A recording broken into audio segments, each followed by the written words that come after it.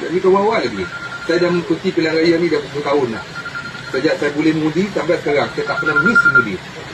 Saya dah ikut dah saya ni dulu. Segala benda pergi saya bersifat 5 benda pergi lah. Najib, Mahathir, Nuri Yassin, Ismail Sabri, kawan baik saya tu, dan sekarang Anwar Ibrahim. Jadi 5-5 ni saya dah tengok. Kita ambil yang dah tempoh 1 dekad lah, 10 tahun. Daripada Najib sampai dah ke Anwar. Najib masalah dia dengan hal lah. Saya sepuh lah. Kenyataan orang negeri turun. Mahathir dia dah tua sangat. Dia sendiri pun dah tak tahan. Dia tak ada sebenarnya Mahathir dah tak tahan. Itu cerita sebenarnya. Dia tak boleh lah. Sebab tu Muhyiddin dengan alasan pelbagai-bagai, COVID apa semua, dia tak bertahan, dia cuba nak darurat ke negara, tak boleh. Tukar pada Mak Sabri. Mak Sabri kawan saya tu biasalah. Dia tu, saya kawan lama Mak Sabri sejak 2008 ni.